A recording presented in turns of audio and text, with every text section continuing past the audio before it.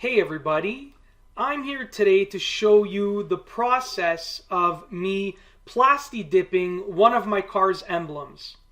So the first thing that you see me doing here is using a microfiber cloth to clean the emblem completely. And now you see me using some painter's tape to create a frame around the emblem. Now I like to leave about 1 inch from the outside of the emblem to the painter's tape. So there should be about a 1 inch frame all the way around the emblem. And now you can see that I am just making the frame a bit thicker so I don't have to worry about as much overspray.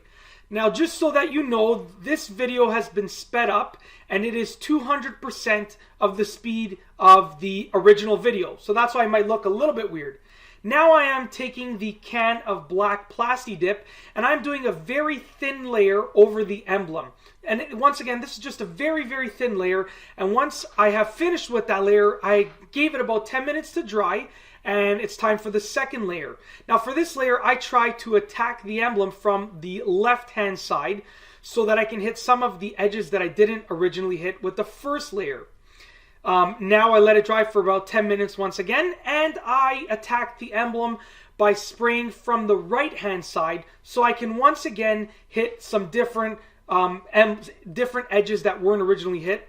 Another 10 minutes to dry, and it is time for the fourth and final coat.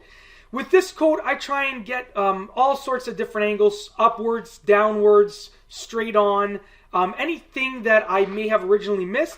And for this coat, I like to give it a little bit of extra time to dry, so about 15-20 minutes. Now I start by removing the outside layer of tape, so not the immediate first frame that I'd created, but those extra pieces of tape that I put on. And then I remove the frame pieces of tape that I put on. And some people like to pull the Plastidip off with the tape as one, but I like to separate the excess Plastidip from the tape just because it makes it a little bit easier to pull it off, and it allows for a little bit more precision. Now that the tape has been removed, I simply start pulling the Plastidip off, and slowly but surely I work my way around the emblem, and the key here is to pull away from the emblem. If you pull away from the emblem, you will get the cleanest line possible. And now there's just a little bit of extra Plastidip that is caught in between the letters of the emblem. And what I do is I use a toothpick, and I just use that toothpick to get a grip of the Plastidip and use the toothpick to basically pull the Plastidip away from the emblem.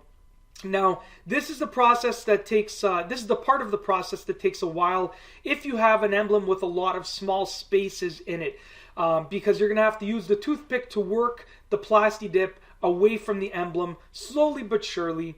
But just do your best and work really, really slowly and be precise, and you'll get the absolute cleanest lines possible.